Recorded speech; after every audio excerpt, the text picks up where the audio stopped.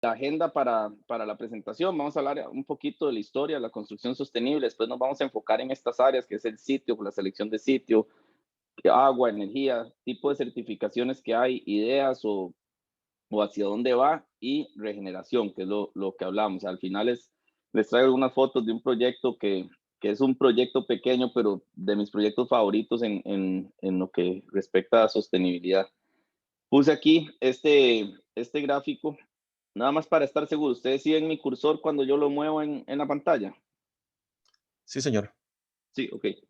Puse aquí este gráfico en la sostenibilidad, la definición a nivel de desarrollo sostenible, no solo para construcción, sino el desarrollo sostenible como un todo, se le ha hablado muchas veces como la triple línea base. La triple línea base que incluye el ambiente, la sociedad y la economía. Y porque muchas veces cuando hablamos de sostenibilidad la gente tiende a enfocarlo solo en la parte ambiental y realmente eso es ambiental. Sostenibilidad es el balance entre estos tres. Cuando esos tres están en balance, se dice que estamos en sostenibilidad.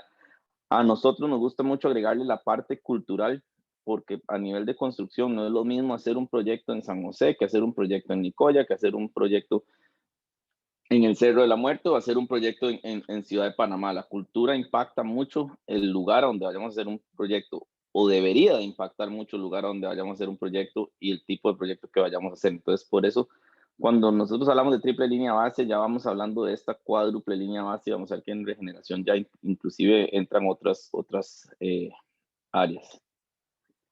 Pero bueno, creo que construcción sostenible últimamente se oye más y más, tal vez en los últimos años ha ido tomando más fuerza, por suerte, pero no es que no se haya venido haciendo desde hace muchísimo tiempo. Lo que pasa es que antes no se le daba un nombre y era construcción consciente, le digo yo, es construcción con los materiales locales, con la información local y para el sitio en el que íbamos a hacer nuestro proyecto.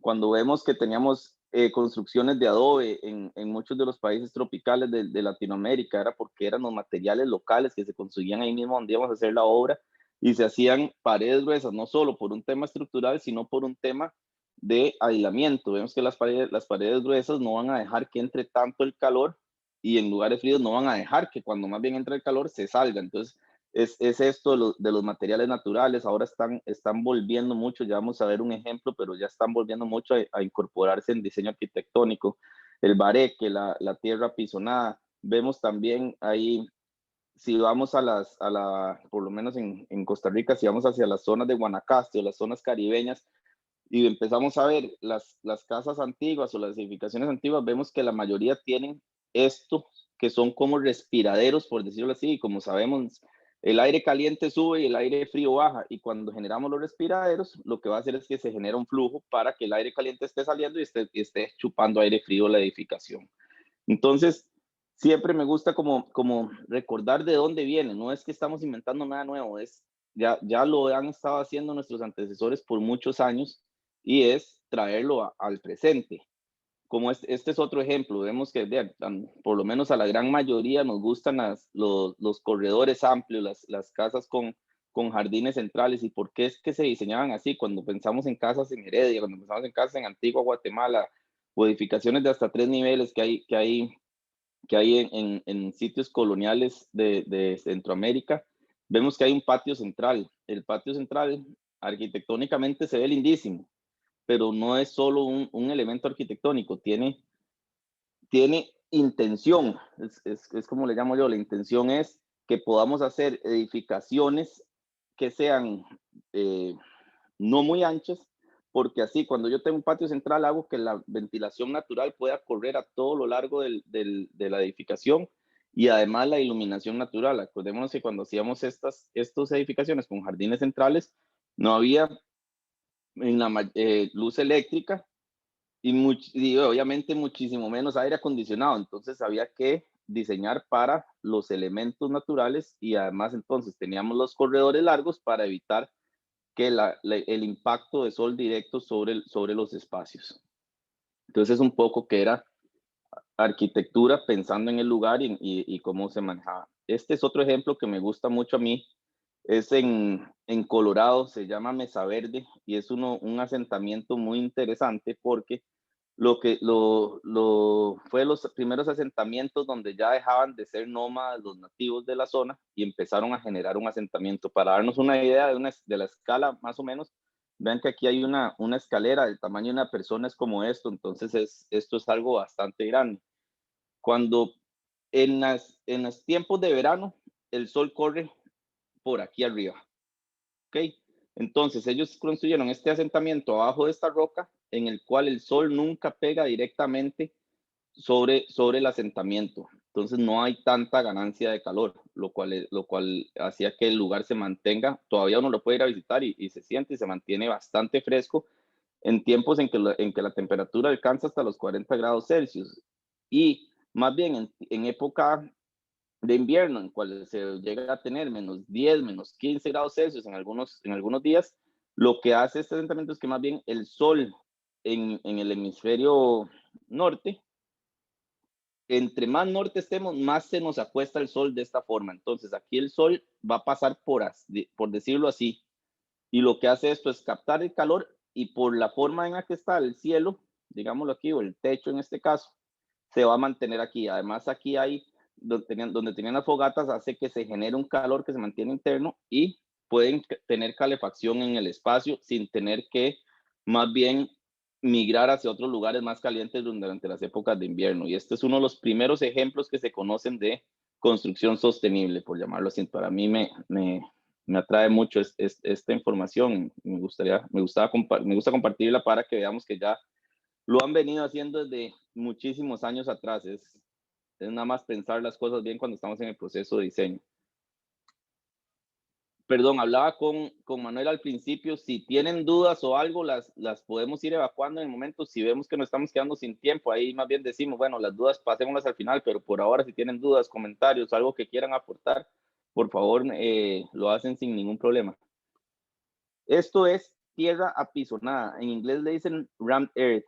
Es un material de construcción que lo que se buscan son los materiales locales, los suelos locales, y se hacen en capas, y ahorita ya las empresas de arquitectura lo están volviendo a integrar a los espacios. ¿Qué características tienen? Una, que es materiales locales. Dos, genera un espacio como bastante ameno, por decirlo así. Funciona muy bien como aislante de calor de nueva forma, funciona muy bien como aislante y es 100% natural. ¿Cómo funciona? Bueno, aquí hay otros ejemplos. Se pueden ir combinando diferentes tipos de suelos para dar unos acabados arquitectónicos que uno le gusten. Lo que se hace es que se ponen un par de formaletas, se pone el suelo, algunas veces se les incluye arena o agregado grueso, algunos otros casos yo hice una que se le ponía un poco de cemento para generar un poquito más de cohesión, y se le empieza a dar huevazos ahí para ir compactándolo, y se va compactando en capas hasta que ya quede 100% compactado. En algunos casos le agregan puede ser acero de refuerzo, o algunos casos le agregan bambú como refuerzo también.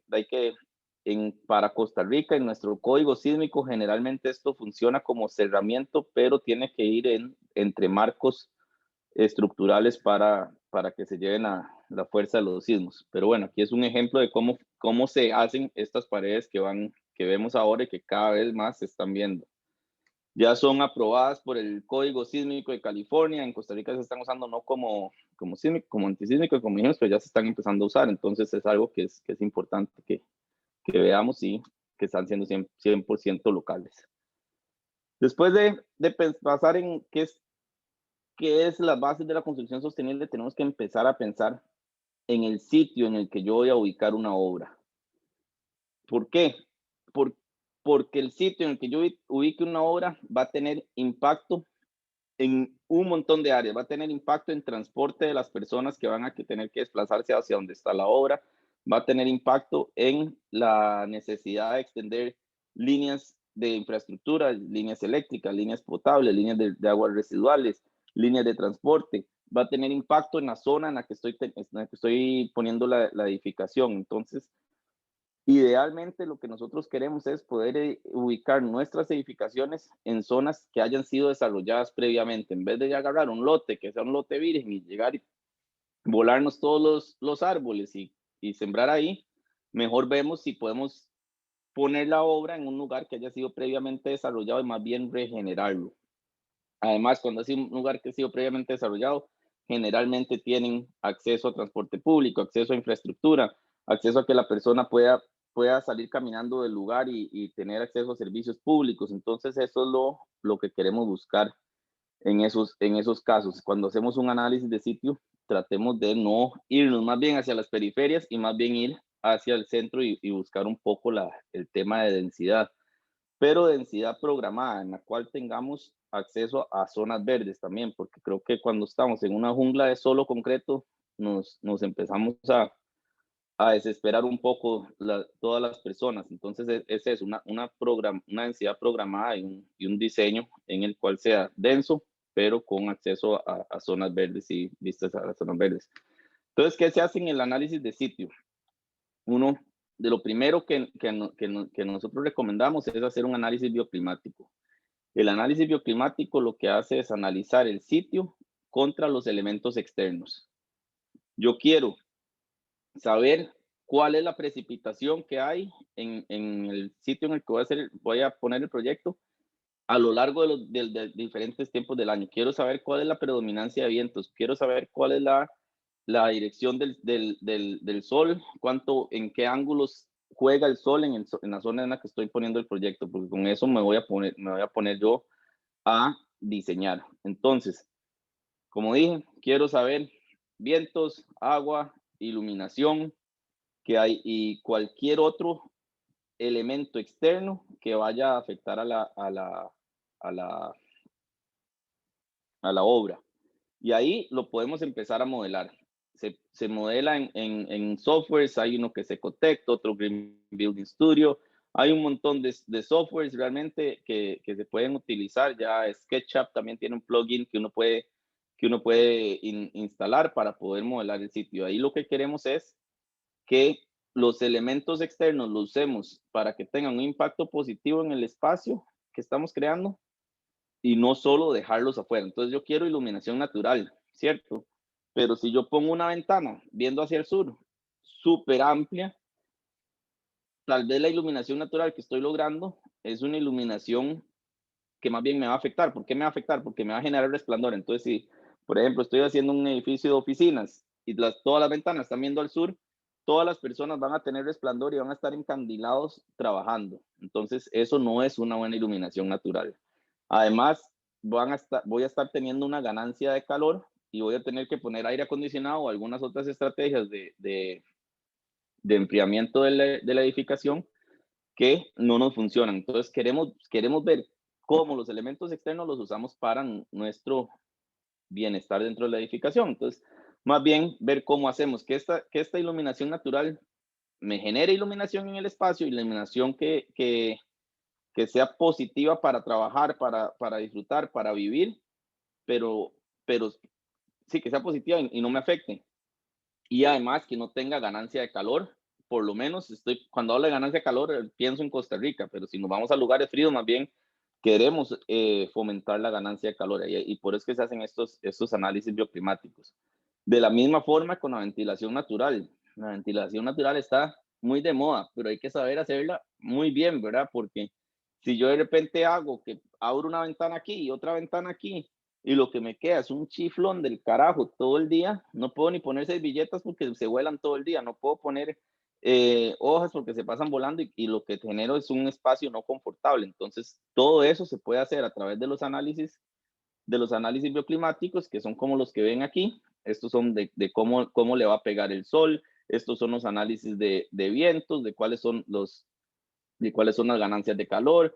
Entonces ahí empezamos a jugar hasta con análisis de sombras y en los análisis de sombras tienen que modelar las edificaciones vecinas para saber cuáles van a ser el impacto de estas en nuestra edificación.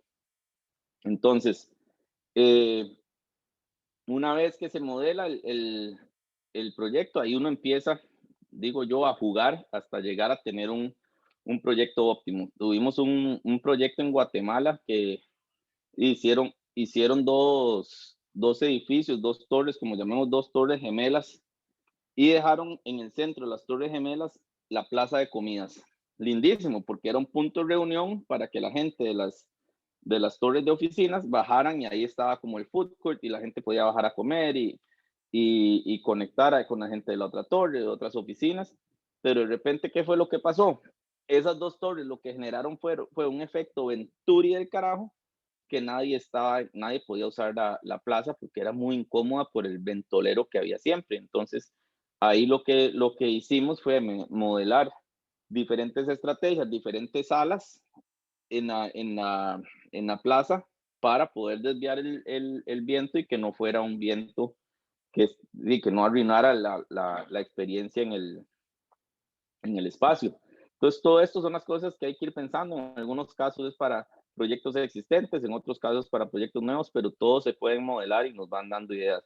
Las lluvias también, saber de dónde vienen para saber qué tan grandes tengo que hacer los aleros no solo para bloquear el impacto solar directo, sino para, para la lluvia. Yo ahora estoy viviendo en Guanacaste y en serio que no sé, en los meses lluviosos ahí no llueve verticalmente, llueve de lado 100%, entonces hay que pensar las edificaciones para cuando está lloviendo prácticamente de lado y que no se nos vaya a meter el agua dentro de las edificaciones. Eso se hace a través de estrategias de aleros, de louvers, de diferentes estrategias para jugar con el agua de forma positiva también.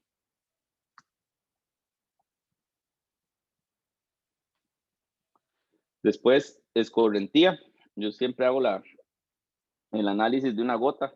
¿Qué pasa cuando una gota cae sobre un terreno baldío? Generalmente se infiltra en el terreno y ahí se va hasta recargar los mantos acuíferos locales, ¿cierto? Ya en los meses de octubre y noviembre muchas veces ya está bastante saturado el terreno y la gota casi que queda 20 centímetros abajo del terreno natural, pero se infiltra en el terreno. ¿Qué pasa cuando nosotros ponemos una edificación? Esa gota cae del techo a la canoa, de la canoa al bajante, del bajante al tragante, y ahí yo mando el agua aguas abajo porque lo que yo quiero es eliminar esa agua de mi propiedad y que no me genere problemas en mi propiedad, pero al estar yo enviando las aguas abajo, lo que estoy generando es un problema a alguien aguas abajo. Entonces, ¿qué queremos hacer cuando queremos hacer un proyecto que sea responsable y sostenible? Hacer que la escorrentía la tratamos en nuestro sitio, en vez de enviarlo aguas abajo. Inclusive, lo que queremos es tratar más escorrentía post desarrollo que pre-desarrollo. Para eso se hace un análisis de infiltración pre-desarrollo y se hace un diseño para que posterior a que el desarrollo esté construido, la infiltración sea aún mayor que previo a que estaba construido. Y hay muchas estrategias para eso. Aquí les enseño uno que son las bioswales o biofiltros o biojardineras, les dicen en algunos casos, que son como estos, digamos, caños, pero se hacen con geotextil y con agregados que sean permeables. Entonces, el agua yo la puedo dirigir hacia acá y más bien fomento que me infiltre en sitios. Siempre tengo algunas tuberías o tengo algunas lagunas de infiltración con un overflow para los casos extremos, pero ya les estoy buscando, uno, recargar los mantos acuíferos locales y dos, bajar el pico de descarga en el momento de mayor escorrentía. Entonces, ahorita en una foto del proyecto les voy a enseñar algunos que hemos hecho y es realmente una maravilla cómo funcionan en un proyecto en Alajuela. Lo que hicimos es, había que hacer que la MUNI pedía una laguna de infiltración. Entonces, no, la laguna tiene que ser totalmente impermeable y con el overflow arriba y un tubito delgadito abajo para que la salida sea mucho más lenta que la entrada. Perfecto. Y nosotros dijimos que nos dejan hacer la laguna permeable. No, y al final fue toda una negociación hasta que nos dejaron, y al final entonces la laguna durante los meses de verano tienen pollos y la gente va a pollos, mesas para comer y así, la gente va y durante la hora del almuerzo, del café y come ahí y está en un lugar que es natural en vez de estar en un espacio construido. Y en las épocas lluviosas termina funcionando como laguna de infiltración y y de retención al mismo tiempo. Entonces, se pueden hacer diferentes estrategias, funcionan y lo que hay que hacer es pensarlas desde el principio. Aquí lo más importante en estos casos es de verdad hacer los análisis de infiltración pre-desarrollo para saber cómo desarrollar y que el post-desarrollo sea igual o mayor al pre-desarrollo, la infiltración. Pavimentos permeables, hay muchos tipos de pavimentos permeables, hay concreto permeable, hay asfalto permeable, adoquines permeables, zacate block, hay unos que son de plástico que se llenan con piedra quintilla o piedra cuarta y muchísimos. Todos tienen cosas buenas, cosas malas, pero lo que hacen es que entonces en vez de haber nosotros impermeabilizado toda la zona, lo que estamos buscando es más bien que sea eso, permeable, como lo dice el pavimento permeable, y entre hacia el subsuelo.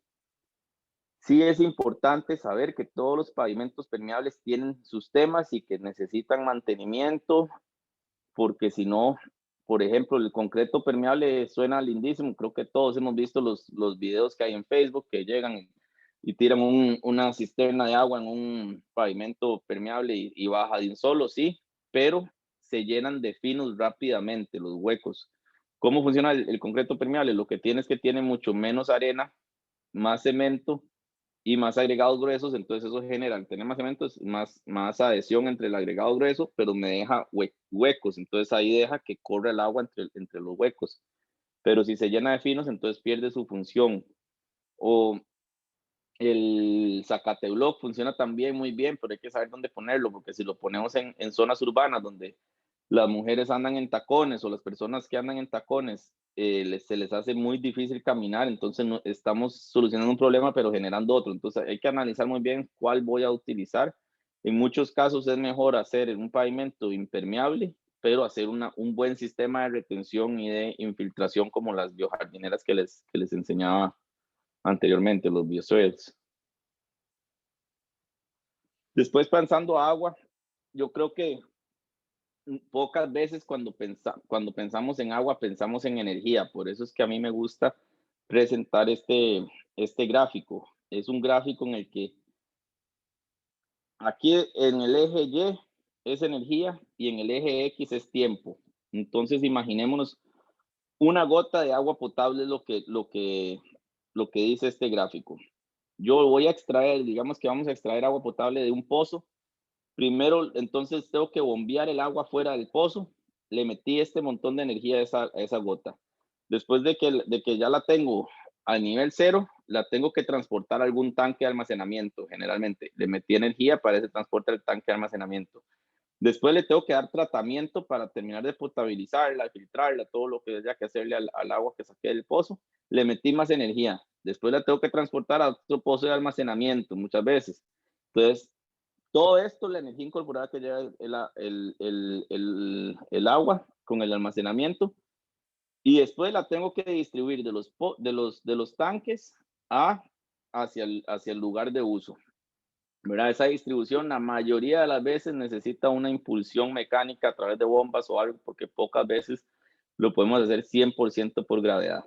Entonces vean toda la energía que lleva incorporada esa gota para nosotros llegar, ir y descargar un inodoro de 13 litros para una orinada. O sea, no tiene sentido, realmente no tiene sentido.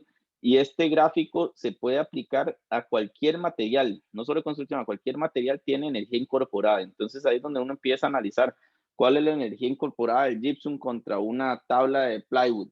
Y funcionan las dos igual o no funcionan igual. Entonces ahí uno empieza a ver porque la energía incorporada es un tema bastante importante y sobre todo que muchos de los materiales son hechos en sitios en que la energía la estamos haciendo con combustibles fósiles. Entonces, en ese caso, los gráficos se van mucho más arriba en el eje Y.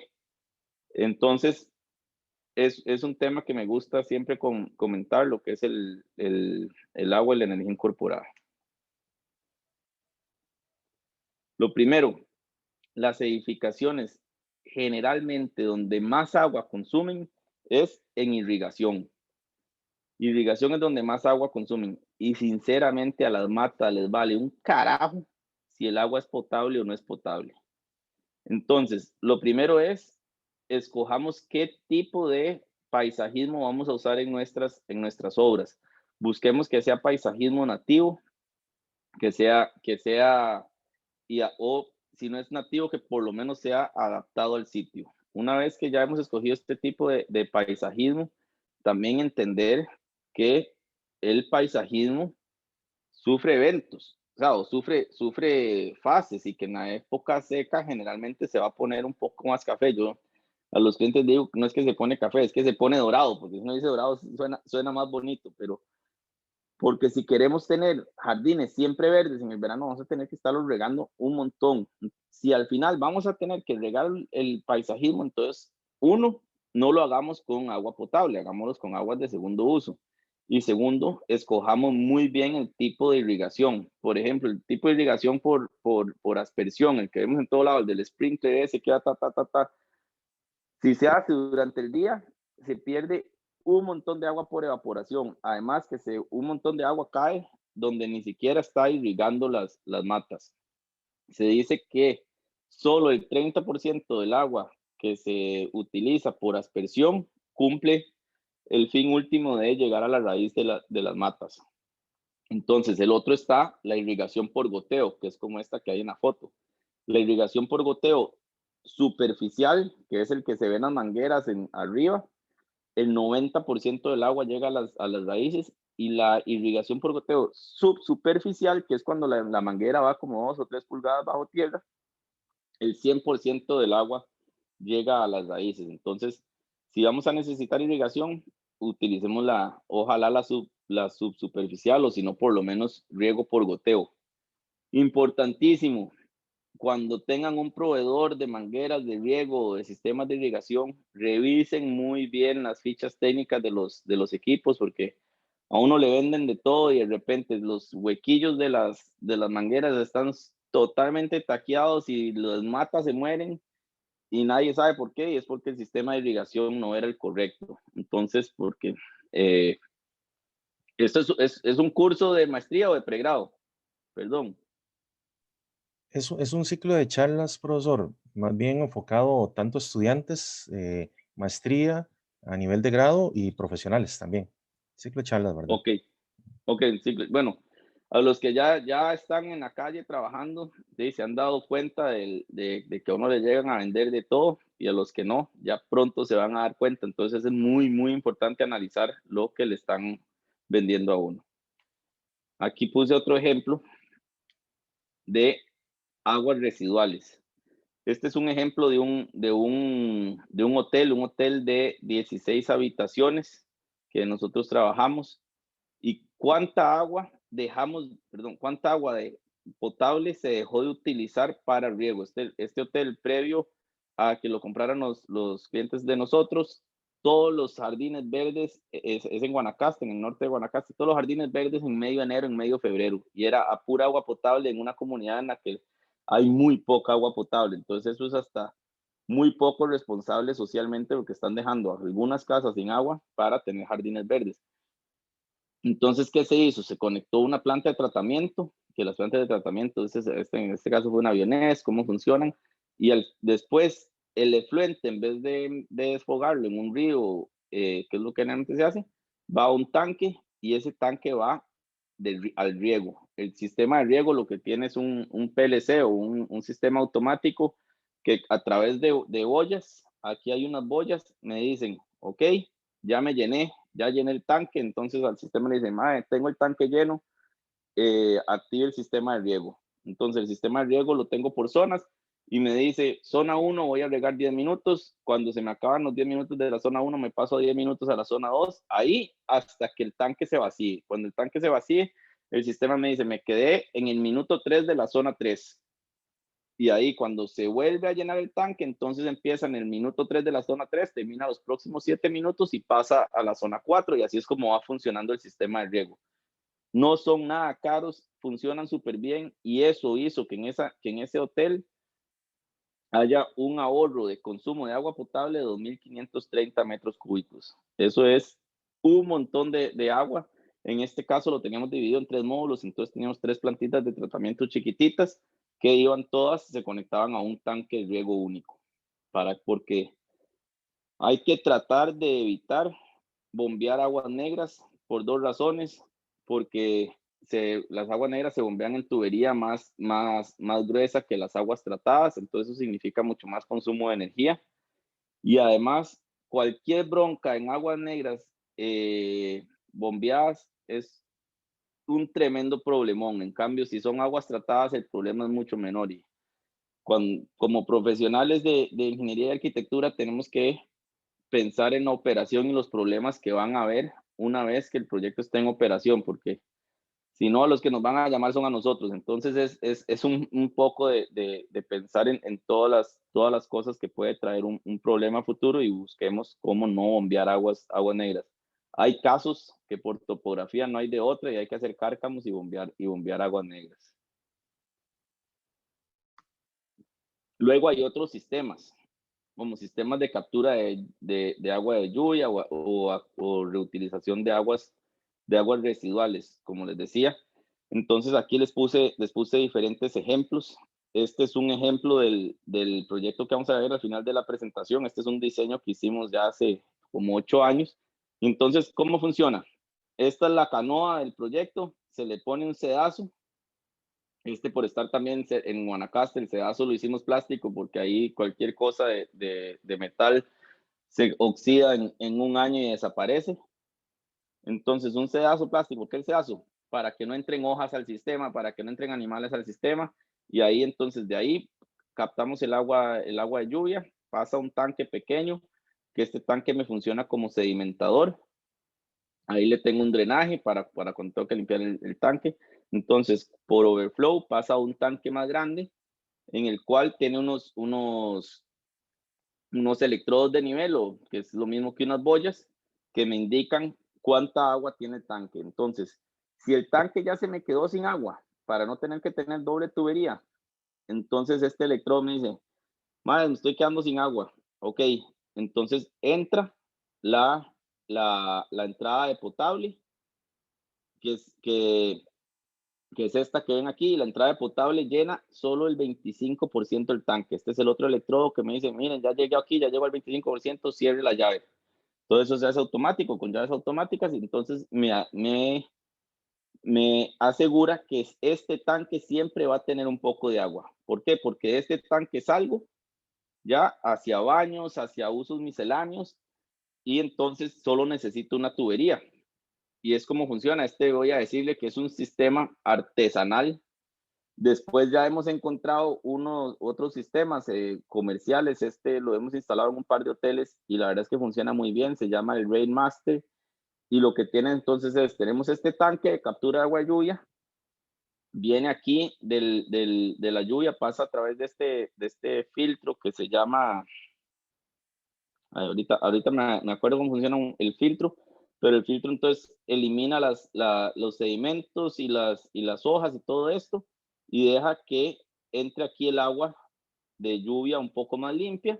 Y tengo una boya aquí de la misma forma, entonces la boya le avisa a este sistema, que es como la bomba, que tengo agua de lluvia en el sistema. Entonces, al tener agua de lluvia en el sistema, automáticamente hace el cambio para que de aquí salgo a lavandería, a inodoros o a usos misceláneos con el agua de lluvia. Y si no tengo agua de lluvia en el tanque, entonces tiene otra entrada de agua potable para los momentos en los que no tengo agua de lluvia. Pero para ponerles un ejemplo, un tanque de 10,000 litros, que es uno de esos grandotes negros que uno ve, con un inodoro eficiente, los inodoros eficientes son de 3 litros por descarga. Si yo lo terminé de llenar en el último aguacero que hubo en diciembre, me da para 3,333 descargas del inodoro. Son descargas que me alcanzan para toda la época seca prácticamente, dependiendo de la operación del inmueble. Pero entonces sí tiene sentido la captura de agua de lluvia. ¿Qué no tiene sentido de captura de agua de lluvia en Costa Rica? Por lo menos con mi experiencia. No tiene sentido captura agua de lluvia para irrigación, que es lo primero que pensamos, porque entonces yo estoy capturando agua de lluvia para regar las matas cuando está lloviendo. O sea, de nada me sirve. Y si después tengo que regar las matas cuando está en la época seca y que no tengo lluvia, necesitaría un tanque gigante para poder pasar por toda la época seca. Ahí no hace sentido la inversión, no hace sentido el tiempo, entonces es mejor para irrigación otros usos, pero para usos no potables, como les decía, lavandería, inodoros o misceláneos, es perfecta el agua de lluvia y en Costa Rica con la cantidad de meses de lluvia que tenemos funciona súper bien. Después, entonces ya hablamos de agua de lluvia, hablamos de aguas negras y las otras son las aguas grises. ¿Cuáles son las aguas grises? Las aguas de condensado, aire acondicionado, aguas de las duchas, aguas de lavandería. Hay sistemas que lo que nos hacen, como este es otro que nos gusta bastante, es un sistema holandés que se llama Hydraloop, que este sistema toma las aguas grises y las trata y después las puede usar o para inodoros o para lavandería, para rellenar la pérdida por evaporación o por pringue de las piscinas o para irrigación, creo que ya lo dije. Entonces, hay un montón de sistemas, lo que nosotros queremos es ver cómo le logramos sacar más de un uso a una gota de agua. Entonces, si yo voy a usar una gota de agua potable, la usé para bañarme, me bañé con esa agua y la pasé por el Hydraloop, entonces la logré volver a pasar por lavandería, la volví a meter al Hydraloop, eso es una gota que se quedó prácticamente en un ciclo cerrado. Si la usé para bañarme y la usé para inodoros, de aquí la voy a pasar al sistema de tratamiento y después la voy a usar para el riego. Entonces le saqué 3 usos a esa gota como mínimo. Y es lo que queremos ver, en vez de ser una gota de un uso único, poder sacarle más usos. Lo que ahorita va, hacia lo que va la construcción, el diseño es hacia que todo quede en un ciclo cerrado de agua. Y luego, ya cuando vamos a diseñar los espacios internos de las edificaciones, es importantísimo especificar. Muchas veces arquitectura solo se preocupa porque se vean bonitos los accesorios, pero también tienen que ser accesorios de bajo consumo. Por ejemplo, como les dije, hace 8 años, me acuerdo que en la General Cañas había un anuncio, un rótulo gigante que decía de unos inodoros que sí funcionan, y eran inodoros de 13 litros por descarga. Imagínense, en serio, son 6 botellas de 2 litros de refresco más medio más para orinar y después botar 13 litros de agua potable, agua que pasó por todo el proceso que vimos al principio de energía incorporada para potabilizarla y después la gastamos en una descarga. Entonces, ya los inodoros más eficientes son de 3 litros por descarga y igual se llevan toda la carga. Cuando tienen sellos como este, WaterSense, están probados que funcionan y se llevan la descarga. Después están también los orinales secos. El orinal típico que conocemos consume 1.28 galones por descarga. Esos son casi 5 litros por descarga, 4 y un poco litros por descarga. Perdón, casi 6 litros por descarga, 1.28 creo que son casi 5, pero bueno, de nuevo, 5 litros por un orinal no tiene sentido. Ahora hay orinales secos y orinales de ultra bajo consumo. Los orinales de ultra bajo consumo son orinales que se llevan medio litro por cada descarga. Entonces es un tema de especificación.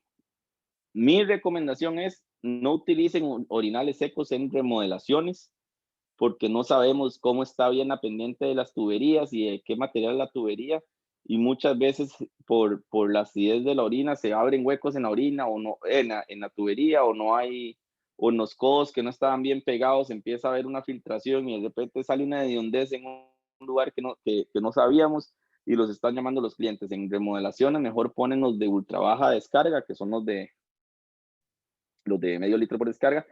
En obra nueva, yo sí recomiendo poner los orinales secos, como ese que está ahí en la foto.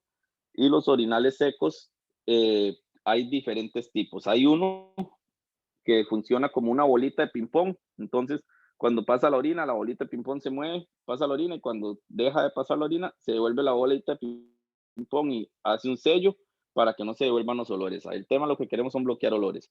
Hay otros que son con un látex, como un condón, que entonces donde pasa la orina se abre y donde deja pasar se cierra. ¿Qué beneficios tienen esos dos sistemas mecánicos? Es que si la gente los limpia con algún desinfectante o cloro o algo, no pasa nada realmente. Pero si alguien tira un chicle, tira una basurilla o algo y deja abierto el sistema, se genera una hediondez del carajo. Hay otros que son con cartucho, más bien, y el cartucho lo que generalmente tiene como un aceite, que entonces el aceite es menos denso que la orina, deja que pase la orina y hace un sello de aceite. Ahí el problema es más bien cuando usamos algunos productos de limpieza que no son los adecuados y hacen que la durabilidad del aceite sea menor, y de repente cuando se pierde el aceite se vuelven los gases también, los olores. Entonces es analizar bien para el tipo de uso cuáles son. Y por último están estos implementos que se llaman aireadores. ¿Qué es lo que nos da satisfacción a nosotros cuando nos bañamos o cuando nos lavamos las manos? Presión, la presión de agua, ¿verdad? La presión la podemos lograr a través de más volumen o de meterle aire al flujo. Y eso es lo que hacen estos aireadores, le meten aire al flujo. Entonces, el grifo típico sin un aireador me hace 2.5 galones por minuto. Entonces, son casi 12 litros por minuto que yo puedo llenar en un grifo típico. Hay aireadores de estos que son de 0.5 litros por minuto, de 0.35 litros por minuto. Entonces, el ahorro en agua solo en grifos puede ser superior al 90%, dependiendo del uso. Hay que saber qué tipo de aireador usar para cada tipo de uso. Para cocina, hay que dejar algunos que tengan un poquito más de paso de agua, porque generalmente tenemos que llenar el café o llenar ollas o lo que sea, y si tenemos que esperar un montón, no se vuelve útil. Pero para lavamanos, para duchas, no hay ningún problema. Las duchas tienen igual o más presión que las normales y funcionan muchísimo mejor. Estos aparatillos cuestan menos de $1, entonces tampoco tienen un costo adicional. Los orinales secos y los inodoros de bajo consumo cuestan exactamente igual que los de consumo convencional. No sé si vamos bien. ¿Tienen una pregunta hasta ahora para pasar energía? Todo bien. ¿Todo bien? Profe, hay Ok. una pregunta en el chat. Claro, déjame ver. No, yo estoy viendo la presentación, entonces no veo el chat. Dame un Yo le segundo. ayudo, ingeniero. Dice, hola, ¿saben cómo los retretes para hacer, saben cómo son los retretes para hacer composta? Así, los compostables. Hay dos tipos.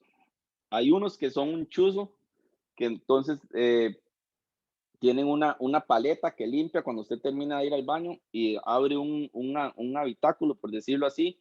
Ahí cae la excreta humana o los orines y cierra el habitáculo y solito genera el compostaje, porque ya están las bacterias que hacen el compostaje. Y después tienen una gavetita abajo que usted abre la gaveta y ahí ya sale prácticamente, bueno, sale la tierra lista para ser utilizada. Esos son un chuzo, pero son inodoros compostables de más de $2,000 de costo. Y hay otros que son más artesanales, por decirlo así. En el proyecto que les voy a enseñar, al final también hicimos uno de prueba, y lo que se hace es que se tienen dos, por decirlo así, dos inodoros para que se vaya alternando el uso, y después de cada uso lo que uno hace es que se toma con una tacita un poco de acerrín y se tira el acerrín. Si está bien balanceado con las bacterias y los bichos que hacen la descomposición, no hay ningún olor. Entonces, esos son los dos tipos que por lo menos yo conozco y que funcionan bastante bien. Entonces, con alternabilidad de los inodoros, ya cuando decís, ok, este ya está casi lleno, pasémonos a utilizar el otro, y mientras se llenas el otro, el primero se compostó, y entonces se generan esos ciclos de compostaje. Más o menos, sí. Sí, me quedó claro, gracias. Ok, buenísimo. Luego, energía. Van a ver que les va a llegar siempre vendedores. Pongámosle paneles fotovoltaicos a ese proyecto, dígame cuánto consume usted en energía y yo le digo cuánto va a ahorrar y no sé qué. Lo primero que tenemos que hacer es las estrategias pasivas, antes de empezar a poner paneles o sistemas eólicos o los que quieran. ¿Cuáles son las estrategias pasivas? Yo les digo las que son gratis, las que no tienen un costo mensual, como que ventilación natural, iluminación natural, todo lo que se hace considerando el entorno del edificio, que entonces van a hacer que si yo tengo iluminación natural no voy a tener la necesidad de tener una luz prendida. Si tengo ventilación natural no voy a tener la necesidad de tener un aire acondicionado. Entonces, primero diseño hacer el proyecto más pasivo que pueda. cuando ya dije, ok, ya estas son todas las estrategias pasivas que le puedo poner a este proyecto por la ubicación, por todo, ok, vamos hacia las activas. Y las activas las tengo que hacer lo más eficientes posible. Entonces, ahí podemos ir desde lo más sencillo que conocemos, como utilizar iluminación LED en vez de iluminación incandescente, hasta los aires acondicionados con un SEER. El SEER es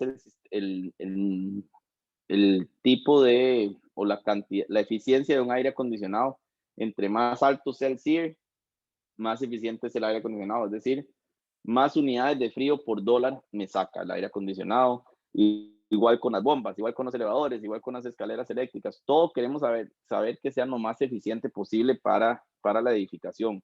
Por eso a mí me da mucha cólera cuando uno ve en los anuncios que aire acondicionado baratísimo, lleves este aire acondicionado por solo 100,000 colones. Nada más, qué rico poder tener aire acondicionado tan barato. Y uno entonces de repente va y estudia las características técnicas del sistema de aire acondicionado y tiene una eficiencia pésima. Entonces, esa eficiencia pésima, el retorno sobre la inversión, más bien lo que termino yo pagando es el aire acondicionado como 6 veces porque me termino comiendo el ahorro en el costo energético.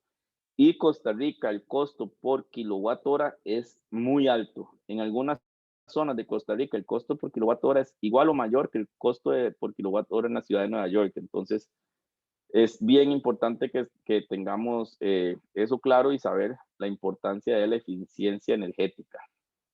Entonces, estrategias activas son eso, que los equipos sean eficientes. Y una vez que ya tengo el proyecto más pasivo posible y más eficiente activa, en la parte activa, ahora sí vamos a pensar en poner paneles fotovoltaicos. Perdón que se me fue una E aquí entre la R y la N. Vamos a poner el sistema vamos a poner sistemas de generación solar in situ. Ahí, ahorita la norma que aplica Costa Rica, la norma POACEN, esa norma solo nos permite el 50% de cobertura o de generación en sitio. Entonces, si mi proyecto genera 100, yo solo puedo instalar paneles para cubrir el 50% de la demanda, no puedo para el 100% de la demanda. Eso está por cambiar, pero por ahorita esa es la norma que nos aplica. Y lo otro que aplica en esa norma es que solo el 15% del circuito, pero ya el circuito por decir, ¿cómo es que le dicen? Del anillo, me da el nombre ahorita. Del anillo, Distrito. que es como el distrito, pero no es distrito, tienen un nombre, no sé cuál es, ahorita se me va. Sí, ahorita se me va, pero es, digamos, lo que me distribuye a mi barrio es un circuito, al otro barrio es otro circuito. Solo el 15% de ese circuito ya de la compañía proveedora de energía puede tener energía generada por las casas o por los edificios, o energía generada in situ. Entonces, ya cuando ese anillo está lleno, ya no dan más permisos. Eso también está por cambiar, pero es importante saberlo. Ahí de nuevo, como estoy diciendo, son unas generalidades. Después, en otras, si quieren, nos podemos poner a discutir de por qué el 15%, por qué el 50%, qué significa la curva pato, porque ahí ya uno se va en unas partes técnicas bastante interesantes. Pero entonces, cuando ya yo tengo esto bien diseñado, pasiva y activamente, ¿qué significa? Que voy a necesitar muchísimo menos paneles fotovoltaicos que si hubiera empezado por los paneles fotovoltaicos. Entonces, el costo de instalación de energía renovable en sitio va a ser mucho menor. Voy a ponerle, porque creo que ya he consumido bastante tiempo, yo hablo mucho. Aquí hay ejemplos de estrategias pasivas. No, de nuevo, no es que yo creo que aquí va a entrar buena luz o yo creo que aquí va a entrar buena ventilación. Hay softwares. Este es un ejemplo que se hizo en Ecotec. Entonces me da las candelas por metro cuadrado de iluminación. Entonces yo puedo empezar a jugar con las edificaciones para ver cómo hago llegar más iluminación natural a los espacios que están más internos y ver cómo se van a ver durante las diferentes horas del día. Esa es una estrategia pasiva. Estrategias pasivas de iluminación natural. Esto es un edificio también en Heredia. Entonces empezábamos a ver cómo generaban las sombras a lo largo del día. Entonces cómo jugar con los louvers y cómo las diferentes fachadas se veían afectadas en diferentes horas y diferentes fechas del año. Luego el tema del flujo de aire a través de la edificación. Esta es la misma edificación que se le hizo un análisis de ventilación natural. Lo vemos aquí cómo funciona y cómo se van a mover los vientos. Y aquí vemos también los metros por segundo de la ventilación en los diferentes espacios. Entonces, queremos mantenerlo por aquí. Ya aquí se vuelve muy incómodo. Entonces, con estos análisis uno se va dando cuenta de dónde están las ventilaciones incómodas. Algo que la gente piensa mucho cuando hablamos de sostenibilidad, un ejemplo son los techos verdes. Nosotros queremos tener proyectos que tengan sinergias. Entonces, por ejemplo, ¿qué es lo bueno de un techo verde? Uno, que cae una gota de lluvia y me la retiene por un rato. Algunas se las lleva a las matas, pero otras por lo menos la retiene y hace que la curva de descarga sea más chata a que si fuera directo que lo envíe a la canoa y al bajante. Después me genera aislamiento. Esto funciona como un buenísimo aislamiento. Tenemos que tener claro que en nuestra ubicación, el 90% de la ganancia de calor en nuestros edificios es a través del techo.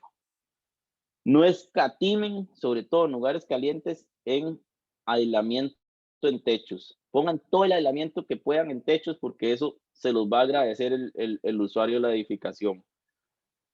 Podemos tener mala ventanería, mala exposición, todo, que si tenemos buen aislamiento en techo, la ganancia de calor en el espacio va a ser menor. Y además esto fomenta que hayan insectos, aves y más animales que van a funcionar de polinizadores y generar espacios verdes atractivos. No es cualquier cosa hacer un techo verde. Si van a hacer uno, infórmense bien, hagan bien el diseño, pongan unas losas que estén muy bien, que se les hayan hecho todos los temas de antiagua, se me acaba de ir la palabra de impermeabilización. Sí, entonces, primero losas bien impermeables si les dicen póngale aditivo impermeable y después un plástico, póngale el aditivo impermeable, el plástico, pintura asfáltica y después el encadrén o cualquier geotextil que no deje que caiga el agua en la losa. Ahí no escatimen en eso porque si una raíz, el agua encuentra una fisura, por ahí se va a meter y por ahí se va a meter la raíz y donde se mete la raíz empieza a abrir más la fisura y después van a tener ustedes un cliente bastante bravo o brava llamándolos de que tiene una infiltración dentro de la edificación. Entonces no escatimen en eso y luego pongan se llama cortarraíces. Es como un pedazo de hule en la losa que no deja que pasen las raíces. Con eso están salvados. Por lo menos aquí no bajamos a temperaturas bajo cero en otros países donde hay temperaturas bajo cero y si hay una grieta y se mete el agua y después entra a la temperatura bajo cero donde se congela el agua, me abre más la grieta, pero eso sí, para cuando les toque trabajar en lugares o países que tengan temperaturas bajo cero, para que consideren eso, pero son estrategias que funcionan bastante bien. Y también hablando con el estructural, porque obviamente un techo verde después de una lluvia es bastante pesado, entonces es algo que tiene que tener la aprobación del estructural antes de uno instalarlo. Algunas estrategias, por ejemplo, cuando los llama un cliente, es que mi casa es un hornazo, mi edificación es un hornazo, una estrategia facilísima. Pinten el techo blanco, póngale un TPO blanco, pero blanco puro. Solo eso llega a bajarles la ganancia de calor hasta en 5 grados Celsius. Entonces vemos, eso se llaman los diferentes colores, tienen lo que se llaman IRS, que es índice de reflectancia solar. Entre más alto sea el IRS, más la reflectancia. Por ejemplo, negro es 0, el albedo se llama 0, el albedo que se llama ese número es 0, o el IRS es 100, es 0, y el blanco puro es 100 o 1 en el albedo. Eso es la capacidad de reflectar. Por eso hay un fenómeno que se llama fenómeno de isla de calor, que se da mucho en lugares con pavimentos oscuros, que el pavimento absorbe el calor y después lo empieza a liberar y me genera esta burbuja alrededor de las edificaciones, que son unas burbujas con diferenciales de temperatura hasta 3, 4 grados, que yo tengo que ver como enfrío y significa que tengo que meterle más fuerza a los sistemas de aire acondicionado y todo es una bola de nieve a partir de ahí. Ya hablamos del tema de iluminación. Obviamente la iluminación LED es mucho más eficiente a nivel de consumo de energía que la fluorescente o incandescente. Luego está el tema de modelado energético. Habíamos modelado primero el bioclimático con base en los elementos externos. El modelado energético ya es de la edificación en sí. Aquí yo agarro todo el envoltorio y sé qué tipo de ventanería tengo, qué tipo de paredes tengo, qué tipo de techo tengo, qué tipo de aire acondicionado, qué tipo de bombas, todo lo que consuma energía o tenga ganancia de energía entre la edificación o modelo. Esto generalmente hay diferentes softwares. Ecotec es el que nosotros más utilizamos, es gratis, es del Departamento de Energía, Ecotec no, eQuest, que es del Departamento de Energía de los Estados Unidos, ese lo pueden bajar gratis. Autodesk tiene uno, en el Greenbuild Studio tiene uno también, hay bastantes. Ahí pueden hacer sus investigaciones, pero lo que uno empieza a buscar es a jugar. Entonces, por ejemplo, este es un gráfico, este que ven aquí, es un gráfico que me dice dónde están los consumos de la edificación. De nada me sirve, madre, cambiamos todos los bombillos a LED en vez de incandescentes que eran como estaban, y de repente vemos que la iluminación era poco. En este caso es bastante, entonces no me sirvió ese ejemplo. Voy a usar el ejemplo de los abanicos. Vemos que los abanicos es solo el 6.4% del consumo de la edificación. Entonces, no metamos plata en abanico, mejor enfoquémonos en esto, que son los equipos misceláneos, y enfoquémonos en aires, que es esto que vemos aquí. ¿Ok? Entonces, si yo logro hacer aires más eficientes, esto se va a bajar. Y luego también está los espacios. Ahí es donde yo digo que es donde uno empieza a jugar con el equipo de arquitectura, es chivísimo. Entonces me dice, ¿qué pasa si ponemos ventanería doble? Esa ventanería me va a salir $200,000 más en el proyecto. Sí, te va a salir $200,000 más la ventanería, pero el equipo de aire acondicionado se te va a reducir en $120,000. Y los 80,000 de diferencia los vas a recuperar en 18 meses porque tenés un equipo mucho más eficiente y más pequeño de lo que tenías antes. Entonces, ahí es donde uno empieza a jugar hasta llegar a tener, no pongamos ventanería doble, mejor pongamos parasoles. Ok, ¿cuánto me salen los parasoles y cuánto me están bloqueando la ganancia de calor? Y entonces, mejor en vez de poner 4 pulgadas de aislamiento en techo, pongamos 8 pulgadas. ¿Qué me pasa ahí? Ahí es donde, de verdad, es un juego súper interesante entre el simulador energético y el arquitecto y los electromecánicos hasta llegar a tener el edificio óptimo en consumo energético, y ese es el edificio que uno debería de construir. Un poco más rápido. Luego, ya no diseñen ni un solo proyecto que no tenga al menos previstas para vehículos eléctricos. Debería tener 100% de previstas para todos los parqueos.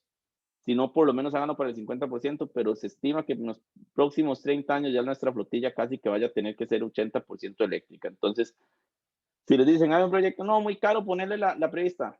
Nada, se pone la prevista porque si no después le va a salir mucho más caro estar picando concreto para tratar de meter una prevista para un cargador eléctrico de vehículos. Entonces, pongan siempre previstas de carga para vehículos eléctricos. Los calentadores solares en nuestro país funcionan súper bien en casas que no tienen aire acondicionado. El 40% de la factura eléctrica generalmente corresponde a la calefacción de agua.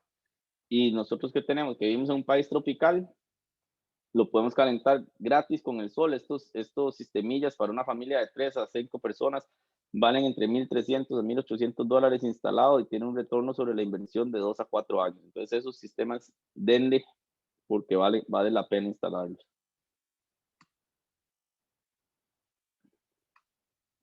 Energía renovable. De nuevo, ya lo hablamos un poco cuando hablamos de las actividades pasivas, activas y energía renovable en sitio. Los paneles fotovoltaicos, cuando yo empecé a trabajar en esto hace 11 años, 12 años, costaba $6.5 por cada watt instalado. Ahora ya inclusive estamos viendo $0.95 por watt instalado. El retorno sobre la inversión anda menor a 7 años, vale la pena. Por lo menos la forma en la que nosotros medimos si vale la pena o no es cuando un retorno sobre la inversión es menor a 7 años, prácticamente darle. Entre 7 y 12 años hay que analizarlo, y más de 12 años yo prefiero no darle. Entonces, para que tengan una idea de cómo funciona el tema de energías renovables. Certificaciones. Hay montones de certificaciones en construcción sostenible. LEED es la más usada y más conocida a nivel mundial, pero está también EDGE, que es del Banco Mundial. Esa es un poquito más sencilla, menos exigente. Está Living Building Challenge, que es la más exigente a nivel mundial. TRUE, que es una certificación en gestión de residuos. Y WELL, que es más bien una certificación de bienestar, de generar bienestar en los espacios construidos. Esta es una que si se pueden acreditar como WELL, se los recomiendo. Van a tener montones de brete, porque todas las edificaciones de oficinas, por lo menos las que son para multinacionales o compañías internacionales, que es con las que empezamos, con las que empiezan, van a estar buscando esta certificación ahora que se está volviendo a las oficinas después de la pandemia. Entonces, esta viene muy fuerte, había estado un poco lenta de verdad, pero ahora está muy, muy fuerte. LEED también, acredítense, es hacer un examen, pegarse una buena estudiada, después hacer el examen, y también cada vez está tomando más fuerza. Y ya si se quieren volar, métanse en esta, que es bien volada. Esta, por ejemplo, pide que no se use agua potable externa, que tengamos ciclos cerrados de agua potable, que 100% de la energía se genere en el sitio. Habla de belleza de la edificación, habla de no se puede usar PVC o ningún derivado de petróleo, entonces ni siquiera los cables recubiertos de plástico, puede ser de plástico con derivados de petróleo. Es un chuzo de certificación. Nosotros estamos ya en este momento 3 proyectos de esta, y de verdad sube la barra muchísimo. Como les decía, LEED es la más usada, entonces es importante que sepamos cómo funciona. Es un sistema de puntos que analiza 6 áreas, que son la ubicación, el sitio, el agua, la energía, los materiales, la calidad del ambiente interno. A eso hay que sumarle una que es ubicación de transporte e innovación.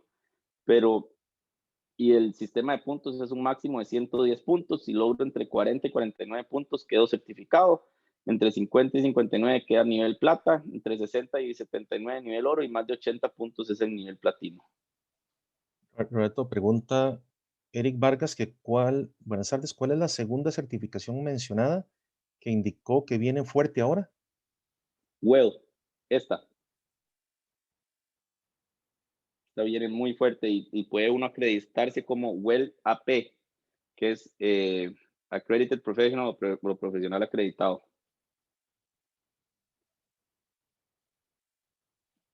Sí. Esto es como se ve una lista de verificación de un sistema de evaluación LEED. Ven, aquí está ubicación y transporte, sitios sostenibles, eficiencia en el consumo de agua, energía y atmósfera, materiales y recursos, calidad del ambiente interno, y la parte de innovación, que son estas dos. Entonces, estos son un sistema de puntos. Al final uno suma los puntos. Entonces, por ejemplo, para este proyecto, que es donde estaba al principio cuando estábamos haciendo la Universidad Texas Tech, tenía 27 puntos fijos el diseño, habían 42 casi fijos, 18 poco probables y 23 que no. Al final ahí empezamos jugando con el equipo de diseño, con los propietarios, y este proyecto llegó a certificarse oro. Entonces logramos convertir muchos de estos puntos a puntos sí, y tener más de 60 puntos que logró un nivel oro. Para darnos una idea de cuánto impacto tienen la certificación, hice aquí estos ejemplos que son de ayer. En Costa Rica hay 70 proyectos certificados BDIC, que son proyectos nuevos, más de como 42 certificados IDIC, que son remodelaciones o espacios internos, y como 11 certificados de operaciones de mantenimiento, que lo que se certifica son las operaciones de mantenimiento que sean sostenibles. La mayoría son edificios corporativos, pero también hay federales y del gobierno. Y luego están los profesionales acreditados. Vean, son demasiados pocos. Por favor, estudien esto, acredítense. Hay en total entre 4 y 11, 55 y 43. Alguien que me ayude con la mate, son 105, 108 personas. Y hay espacio para muchas más, en serio. Entonces, y para compararnos con Panamá, Costa Rica tiene muchas más certificaciones que Panamá, pero en área están similar. Y ya viendo Estados Unidos, vemos de la cantidad de certificaciones y área que hay, que son 5.870 millones de pies cuadrados certificados. Más de, bueno, y ahí vemos las 38.000 certificaciones. Esto ya pasando al tema de innovación, la iluminación, que es importantísima para tener espacios de trabajo sanos. Queremos iluminación que sea iluminación natural. Entonces, si vemos esta foto, me encanta, porque entonces nos damos cuenta cómo la temperatura de la luz varía a lo largo del día. Y eso, nosotros tenemos los ciclos circadianos, que son cómo reacciona nuestro cuerpo hacia los diferentes tiempos del día. Y como cuando empieza a bajar la luz, nuestra energía empieza a bajar, porque ya ahí como las gallinas, ya nos vamos alistando para descansar, ¿verdad? Y como en las primeras horas del día, que la temperatura de la luz es diferente, más bien tenemos mucho más energía generalmente.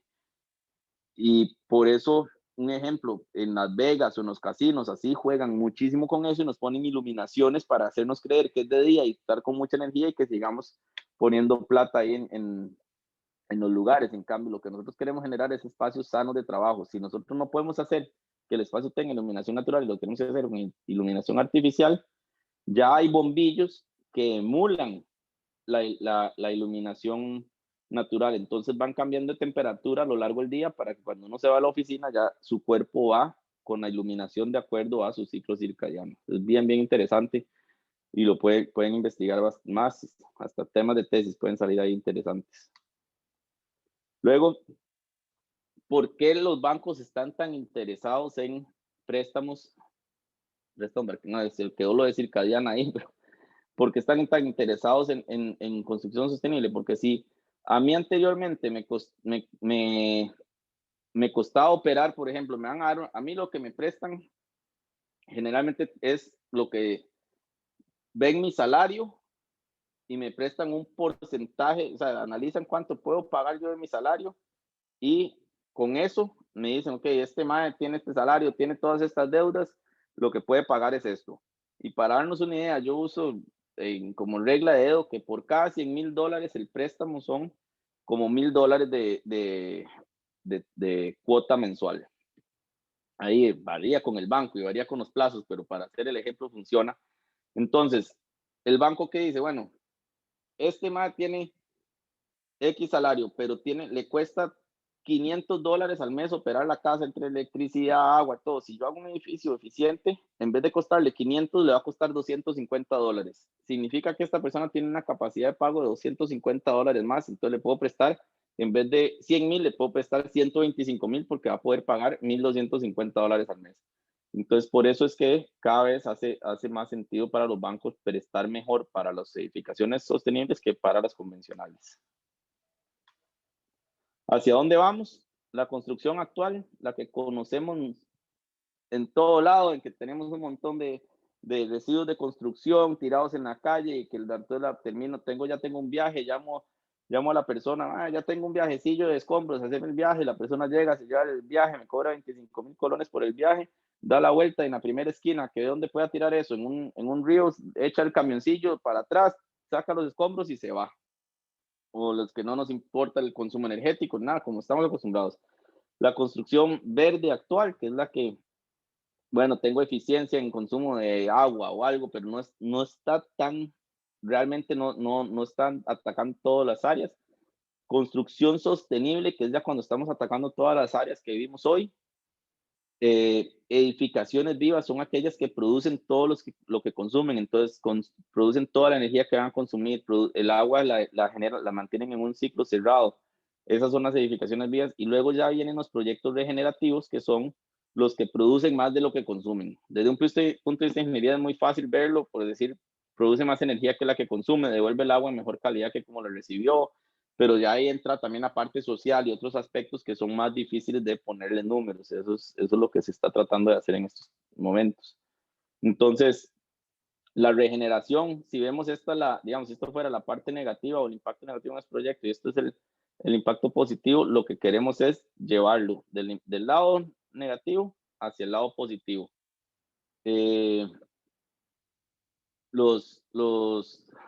Es eso, sí, que nuestro peso sea más positivo, no tengamos un mayor impacto positivo que negativo en nuestras obras. Luego les traje un ejemplo, este era un proyecto que antes esto era puro, me hubiera gustado tomarles una foto porque ayer pasé por ahí y ya ni siquiera se ve el edificio, esto era todo un jardín, un espacio de lastre y esto era un taller mecánico, entonces lo que usamos fue el espacio del taller mecánico que ya estaba techado y se le hizo un cubo adentro que es un taller de madera. Y entonces la parte social esto está en Nicoya, los nicoyanos por naturaleza son súper artesanos y súper artistas, pero con el boom del turismo lo que empezó a pasar fue que más bien empezaron a dar servicios para hotelería y se fue perdiendo la parte artesanal y entonces mandábamos a traer muebles a México, muebles a Bali, en vez de hacerlos nosotros. Lo que no, hagamos un taller de madera para que los muebles de los proyectos que se están haciendo en las hotelerías de Costa Rica, que son hoteles carísimos, salgan de Costa Rica, de los nicoyanos, y tengan un trabajo que en vez de ser temporal como los hoteles, que es en la época alta hay trabajo y en la época baja no, ya aquí hay un trabajo del año continuo. Entonces, además, el sistema de agua y lluvia que les enseñé al principio, lo hicimos para este proyecto. Todas las máquinas tienen un sistema fotovoltaico que además le da energía a las máquinas. Tiene una ventilación natural. Estos portones se abren así como con una cadena, entonces los puedo poner en diferentes ángulos para yo poder llevar hacia donde yo quiera la ventilación a lo interno del espacio. Ahí, bueno, este es el sistema de captura de agua y lluvia, este es el sistema de apertura de los portones para poder llevarlos en los ángulos que pueda. Ya aquí se ve, aquí atrás hay un sistema una parte de acabados que tiene una extracción fuertísima para que los trabajadores de madera no tengan que estar aspirando los acabados, sino que más bien hay presión negativa, así que se van el tema de acabados. Se hizo se plantó todo esto, ¿verdad? Ahorita ya se conectaron las copas aquí, esto lo terminamos hace 5 años, algo así, y hace poquito me mandaron una foto de un jaguarundi aquí, donde antes era puro lastre. En una semana después de haber plantado ya se veían colibríes, se veían insectos. Es de verdad para mí de los proyectos más pequeños que me ha tocado trabajar y más chuzos realmente, porque sí ha tenido un impacto muy positivo. Y bueno, eso era lo que tenía por hoy. Me encantaría contar un montón más, pero sé que estábamos cortos de tiempo, más bien me pasé 15 minutos. No se preocupe, ingeniero. Iniciamos el bloque de preguntas, sea que las escriban o utilizamos el signo de la manita para hacer la consulta respectiva. Entonces, adelante. Opiniones también sobre la charla por parte del ingeniero Mesa. Tenemos a Andrés Herrera. Adelante, Andrés.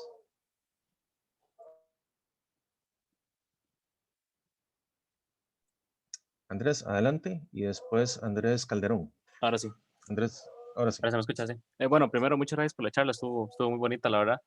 Y tengo una Qué duda bueno con que te gustó. respecto a los paneles solares, digamos, que actualmente la legislación TICA creo que anda ahí como en el aire con respecto a cuando hay excedentes, que digamos, ahí que aplicaría, solo como aplicar celdas de almacenamiento. Puedes tener baterías de almacenamiento. También es una buena estrategia. Sin embargo, o sea, si puedes devolverla al sistema es mejor y que te dejen un saldo positivo. Lo que pasa es que esos saldos positivos, como decís, el POASEC no es muy amigo de eso realmente. Ya me acordé cuál era la palabra, lazos. La del 15% son lazos. La palabra que decía que eran como circuitos es 15% por lazo. Entonces, si en otros países, por ejemplo, si tenés excedente, o te hacen un banco de excedentes, entonces el excedente que tuviste estos 3 meses, después los puedes consumir en los meses que más bien estás consumiendo más de la red y tenés un balanceo ahí. Pero aquí no lo están haciendo tan así, es un poco ambiguo. Lo de las baterías funciona para 2 razones. Una, para, por ejemplo, si es para edificios comerciales que tenés que tener planta eléctrica o así, entonces mejor tener baterías. Y para que cuando estás jalando electricidad de afuera pase primero por las baterías, porque muchas veces, sobre todo en áreas rurales de Costa Rica, la energía es muy inestable y si la pasas por las baterías ya la estabilizas y tiene menor impacto en los equipos de consumo eléctrico. Ya Ok, hay unas perfecto. baterías bien chuzas, hay unas baterías que son de celdas de agua en vez de las de ácido, entonces la disposición es mucho menos de menor impacto que las de celdas de ácido.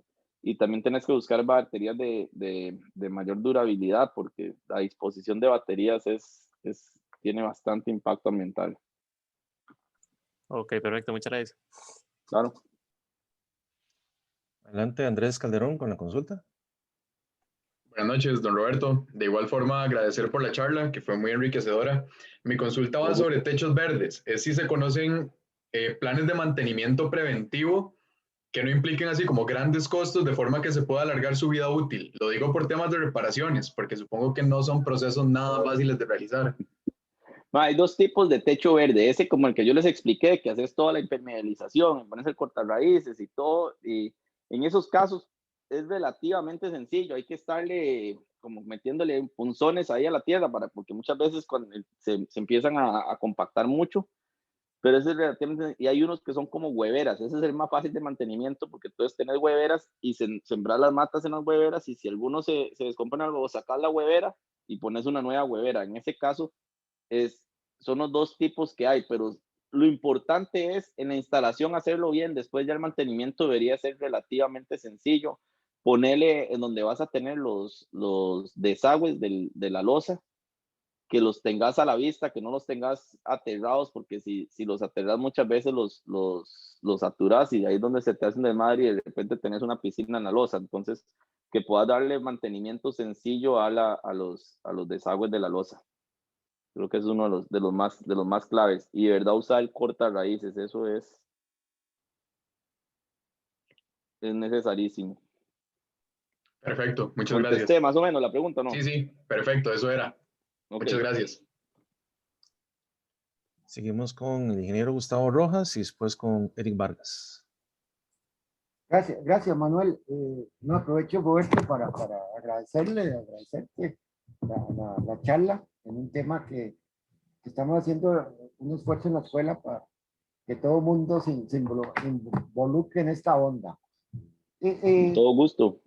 Gracias. En Costa Rica tenemos una pequeña norma, ¿no? Al respecto, la norma RESET. La receta, ajá.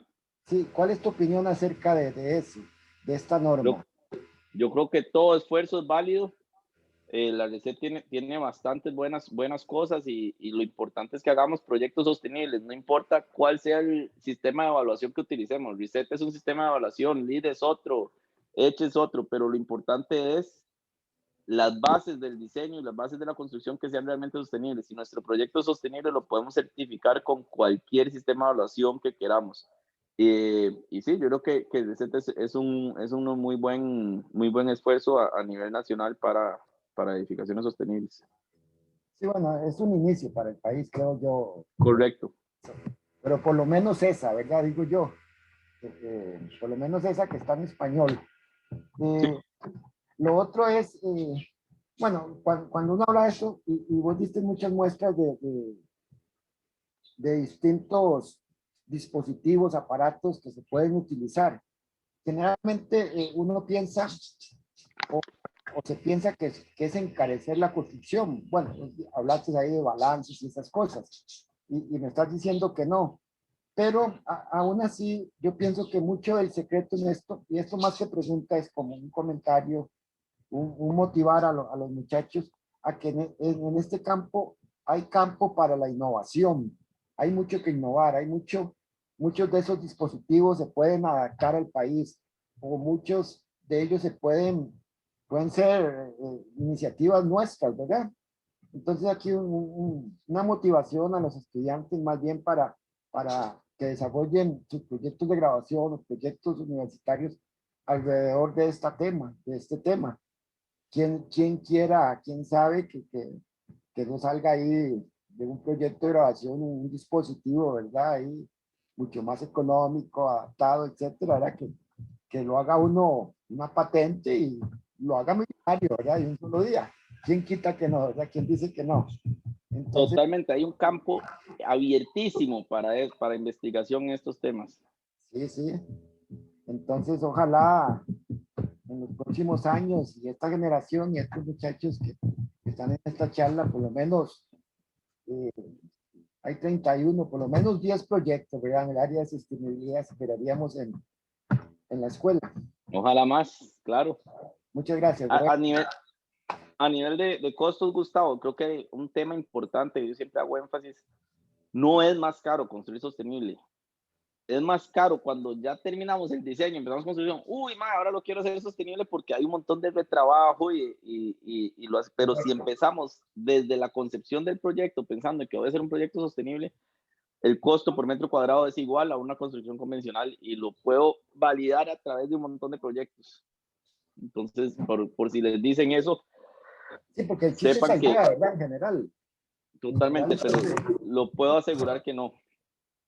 Sí, muchas gracias. Claro.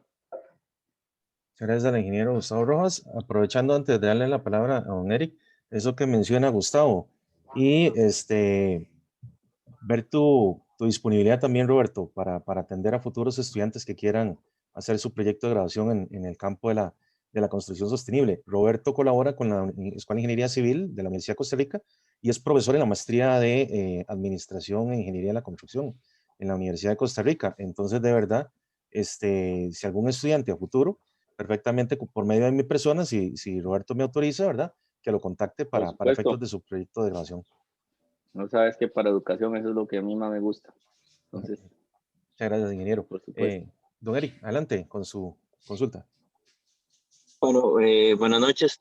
En realidad la consulta va más a uno como profesional un poco más en campo, ¿verdad? En puestos como de ingeniero residente.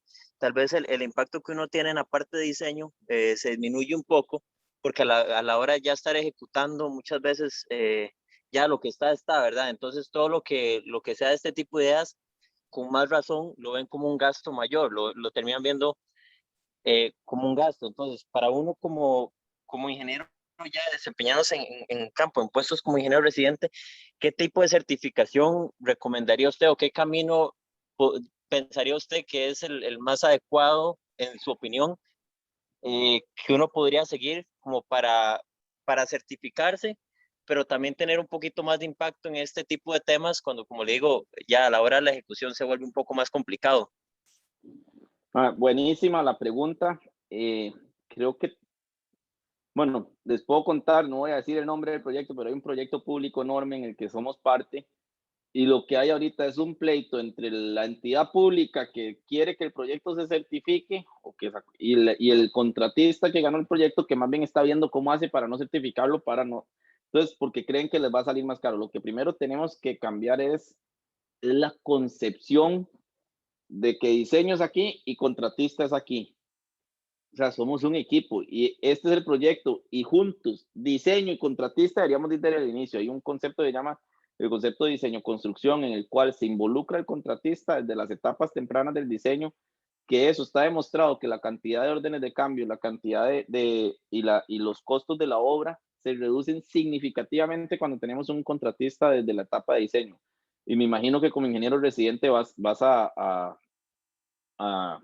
Validarlo, sí, claro. compartir esto, a validarlo, porque si vos hubieras estado desde el proceso de diseño, hubieras podido agarrar a tiempo un montón de animaladas que se hacen en diseño.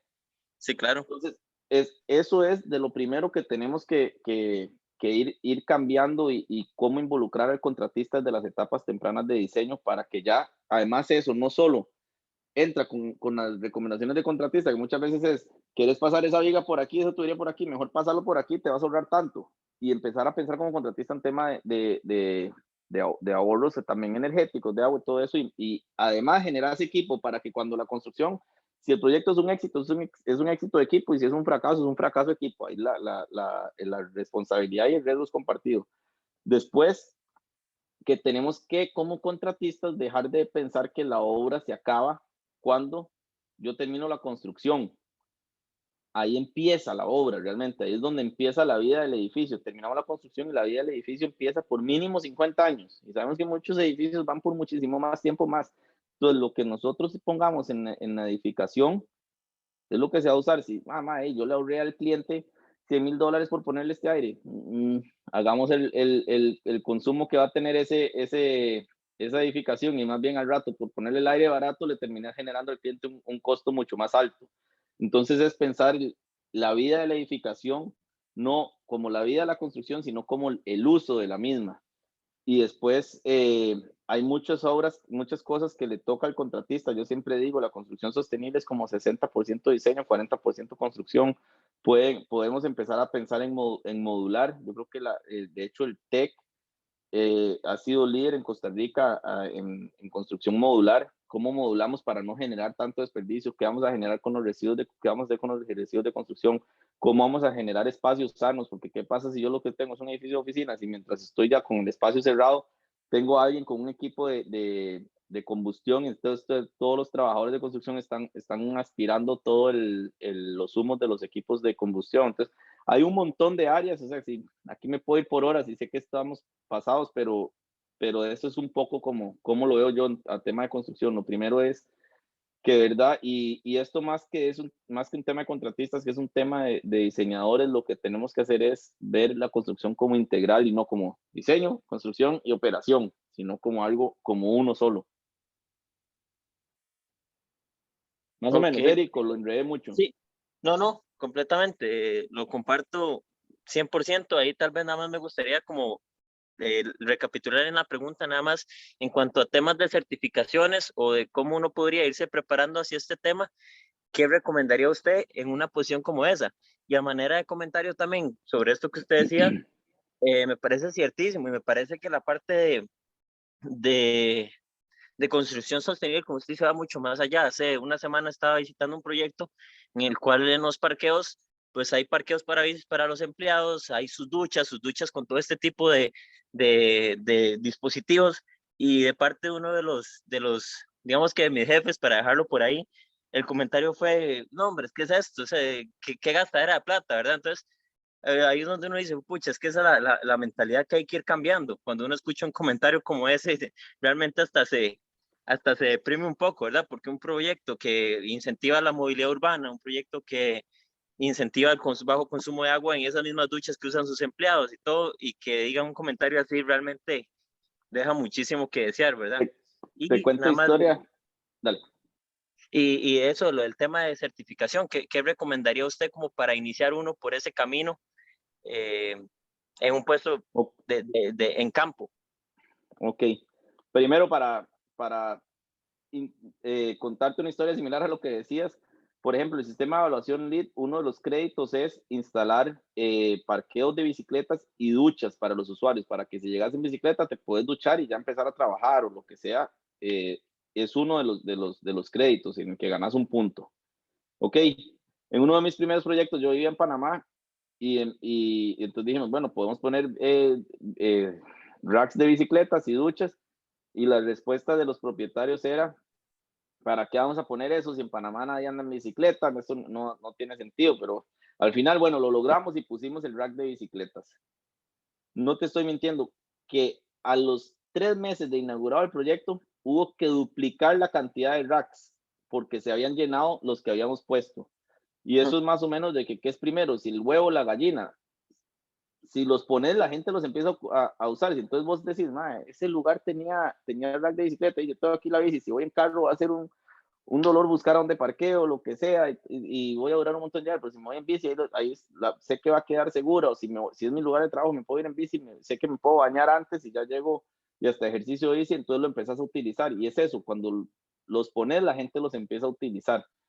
En lo de que respecta a certificaciones, yo te recomendaría, yo creo que el LEED es una buena integral y que se usa mucho a nivel internacional y en Costa Rica, entonces te va a dar un diferenciador además y te va a dar una visión integral de construcción sostenible y de certificaciones.